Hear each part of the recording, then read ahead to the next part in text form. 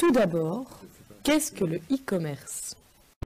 Alors, je vais vous faire une présentation sur le e-commerce pour ainsi en déboucher sur les avantages et les inconvénients de ce concept. Donc, le e-commerce est apparu à peu près au milieu des années 90, suite à une évolution technique du réseau et à un changement des mentalités, et donc à une ouverture vers un réseau informatique plus poussé.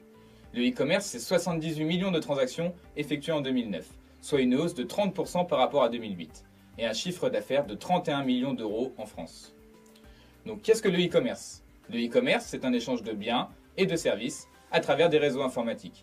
Il faut bien différencier le B2B, business to business, c'est-à-dire des échanges entre des entreprises, du B2C, le business to consumer, l'entreprise qui s'adresse à ses propres clients, et ainsi lui propose différents services. Ces services sont les suivants. Ça peut être aussi bien un suivi des commandes qu'un catalogue électronique pour pouvoir consulter les différents produits en vente, ou même un caddie virtuel où on peut acheter directement sur Internet.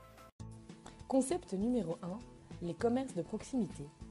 Tentons maintenant de découvrir le lien direct qui existe entre les commerces de proximité et le e-commerce. Et à propos de commerce, on entend souvent qu'Internet est en train de tuer les boutiques de proximité. Est-ce vraiment un fait établi?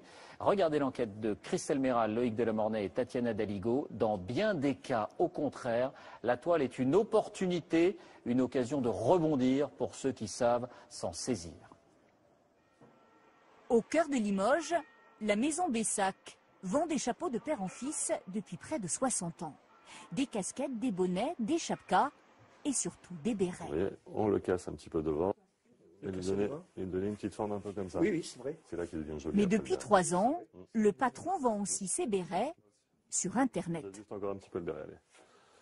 Ça ne suffit pas la vente en magasin? Alors, si la vente en magasin peut suffire, mais c'était pour étendre un petit peu nos ventes, pour donner un petit peu d'envergure au béret et puis pouvoir le vendre dans le monde entier. Dans le monde entier. Comme ça. Oui, ça va très bien. C'est entre midi et 2 heures, quand son magasin ferme, qu'il s'occupe de sa boutique en ligne. Sa page web lui a coûté 10 000 €. Il paye en plus 450 € par mois à un célèbre moteur de recherche pour apparaître en priorité quand on tape ses mots-clés.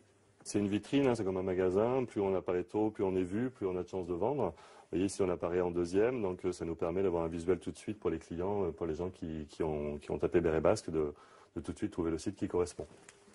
Ce commerçant a rentabilisé son site en 1 an et demi, grâce à ses commandes Internet, 4 par jour en moyenne.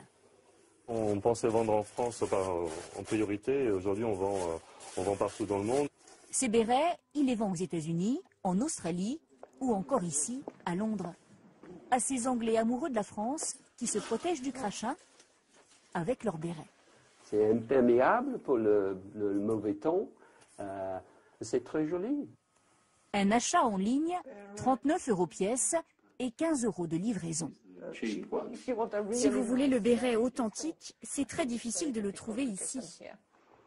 En France, librairie, petite boutique de thé, marchand de souliers se lance sur Internet. Le e-commerce est-il devenu indispensable pour les enseignes de centre-ville? En France, seule une boutique sur 10 a un site internet qui lui permet de vendre ses produits en ligne. C'est beaucoup moins qu'en Allemagne ou en Grande-Bretagne. Car la vente sur Internet est parfois compliquée. Le gérant de cette droguerie vend des produits d'entretien d'autrefois, difficiles à trouver en grande surface. En caustique, lessive naturelle, amidon pour linge. 20 000 articles qu'il a fallu référencer sur le site de la boutique, un an de travail. Bon Manu, on a une forte demande sur ce produit-là. Le patron a dû embaucher ce spécialiste informatique. 2 000 € par mois, c'est le prix à payer.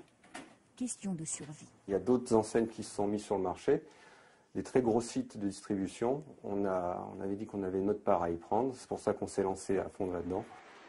À Limoges, un conseiller numérique a même été nommé pour aider les commerçants. Il a rendez-vous avec la responsable de cette boutique de lingerie. Je voudrais montrer toute la palette de mes articles, justement la grandeur et tout, la qualité, la taille et tout. En moyenne, il faut 6 mois à un petit commerçant pour créer son site de vente en ligne. Mais tous sont unanimes, un site web booste les ventes.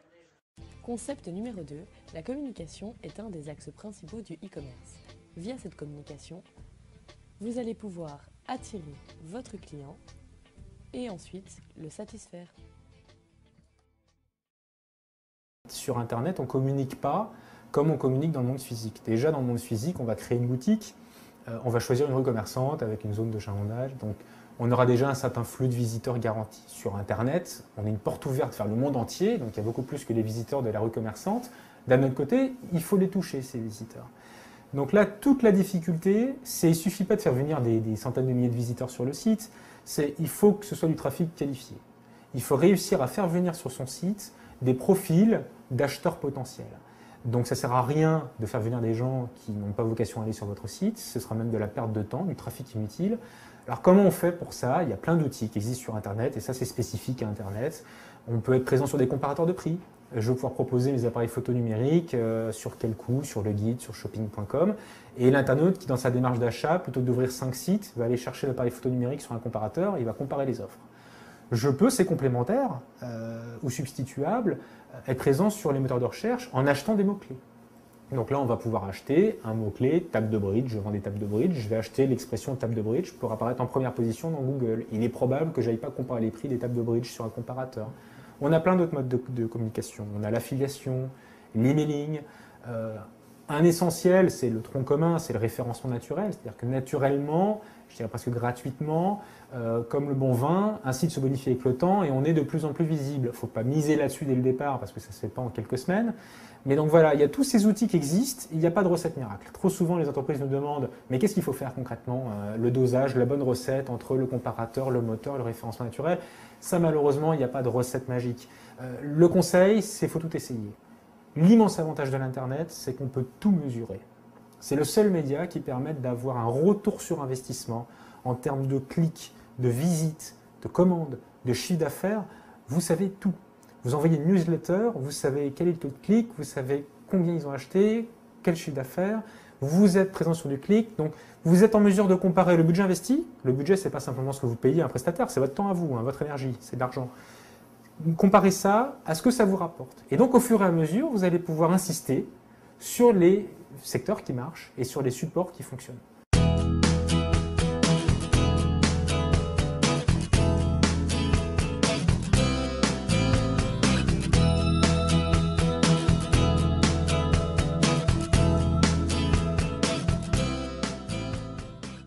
Après le e-commerce, un nouveau phénomène gagne du marché, le m-commerce, soit les achats conclus avec une tablette ou un smartphone. Globalement, c'est la même proposition, ce sont les mêmes produits que nous proposons sur toutes les plateformes, mais nous savons aussi que les smartphones sont très fortement utilisés pendant la journée en semaine, les tablettes le soir et le week-end, et que les actions promotionnelles ou les mises en avant peuvent être adaptées en fonction de ça. Un type de consommation en plein boom qui permet même d'acheter des chocolats bien de chez nous sur Internet. Concept numéro 4, l'ubérisation.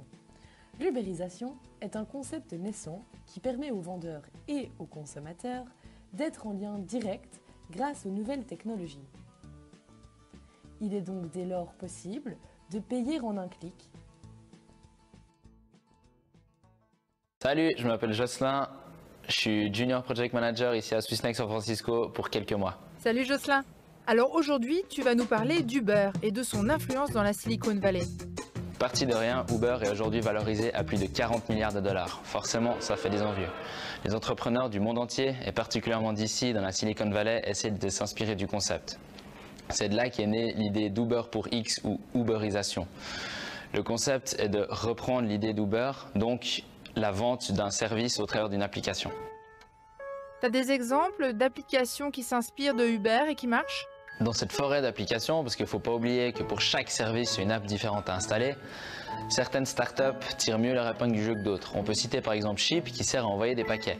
Il suffit de prendre une photo de ce qu'on aimerait envoyer, une demi-heure après, quelqu'un sonne à ta porte, prend ce que tu aimerais envoyer, l'emballe et l'envoie. On peut aussi citer Washio, c'est une application qui sert à faire sa lessive. Quand on a du linge sale, on ouvre l'application, on appuie sur un bouton, des gens viennent chercher la lessive et la ramènent propre et pliée quelques jours après. Autre exemple, Swifto, l'Uber pour la promenade de chien. Si une fois tu n'as vraiment pas le temps d'aller promener ton chien, utilise Swifto et très rapidement quelqu'un viendra l'emmener faire un tour.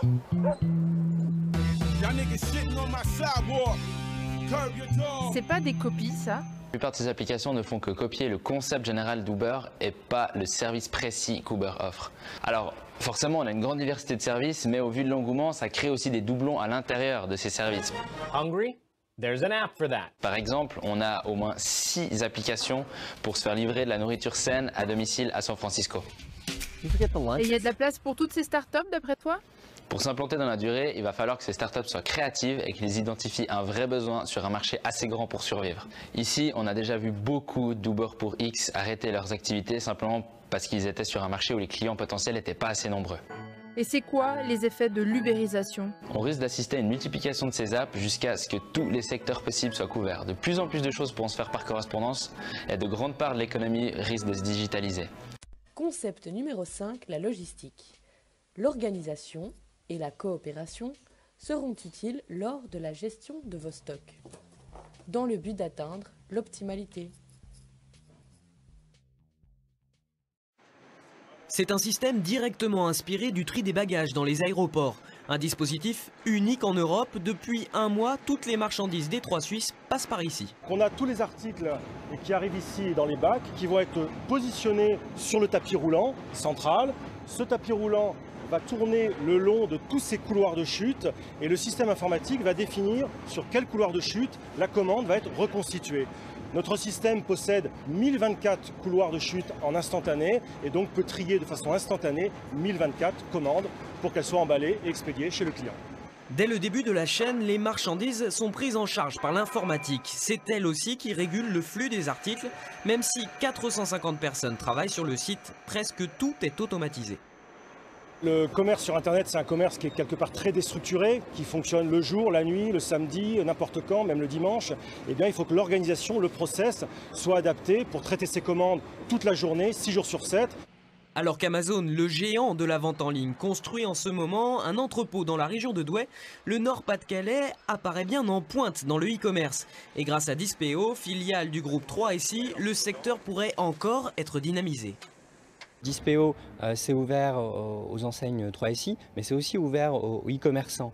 En quelques chiffres, ça permet à quelqu'un qui commande en ligne d'avoir son colis en 2 heures dans le camion, donc quasiment presque à sa porte. En s'ouvrant progressivement à de nouveaux clients, Dispeo espère doubler en 5 ans son chiffre d'affaires.